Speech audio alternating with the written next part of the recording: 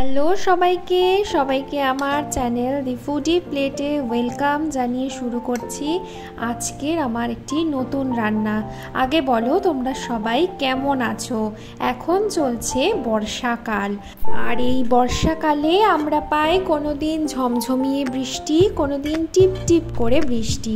আর এই বৃষ্টির সময় যেমন আমাদের খিচুড়ি খিচুড়ি মনটা করে, তেমনি এই রুপোলি সুস্বাদু মাছটার কথাও কিন্তু ভোলা যায় না। চলো আজকে তোমাদের বানিয়ে দেখাই কাঁচা ইলিশের সর্ষে ভাপা।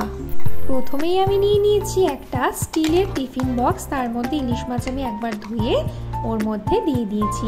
এইবার যে পেস্টটা আমি দিচ্ছি সেটা হচ্ছে কালো সর্ষে, পোস্ত, কাঁচা লঙ্কা আর নুনের একটা পেস্ট। তারপর অবশিষ্টাংশ যেটা পড়েছিল সেটার সঙ্গে একটু জল মিশিয়ে আর হলুদ মিশিয়ে একসাথে গুলে আমি মাছের মধ্যে দিয়ে দিলাম।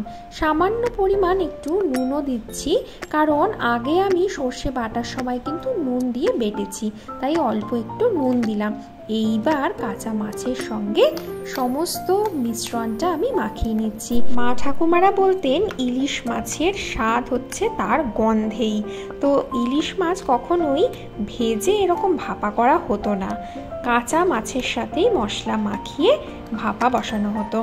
এইটাকে কেউ কেউ কলা পাতা তার সঙ্গে করে নেয় ভাপা। আবার এই টিফিন বক্সে খুবই চটজলদি উপায়ে সময় কম থাকলে এই রান্নাটা করে ফেলা যায়।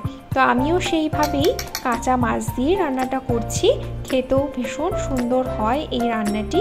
ওপরে আমি কাঁচা সর্ষের তেল দিয়ে দিলাম, তারপর আমি 4টে কাঁচা লঙ্কা দিয়ে দিচ্ছি।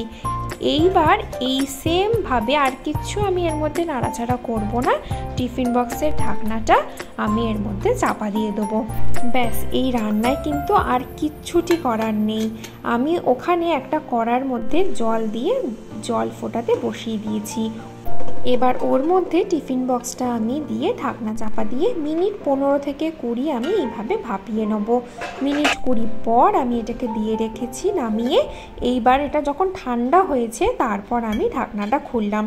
ঢাকনাটা খুলতেই যা সুন্দর গন্ধ বেরোলো, একটা ঝাঁঝালো সেই কালো সর্ষে, ইলিশ মাছ, কাঁচা সর্ষের তেল আর লঙ্কার একটা মিশ্রণের একটা গন্ধ বেরোয় না, ঢাকনাটা খুলতেই সেটা বেরালো। আর এই গন্ধটা পাওয়ার সাথে সাথে ভাত নিয়ে না বসলে কি থাকা যায়? ব্যাস, অমনি গরম ভাত দিয়ে আমি বসে পড়েছি খেতে। আর লাগবে সেই গোটা কাঁচা লঙ্কা যেটা দিয়েছিলাম, সেটা একটু ভাতের সাথে মাখিয়ে ইলিশ মাছ দিয়ে খেতে হবে। আজকের আমার রান্না কাঁচা ইলিশের সর্ষে ভাপা কেমন লাগলো তোমরা জানিও। ভালো লাগলে একটা লাইক আর সাবস্ক্রাইব করে দিও। সম্পূর্ণ ভিডিও দেখার জন্য অনেক অনেক ধন্যবাদ।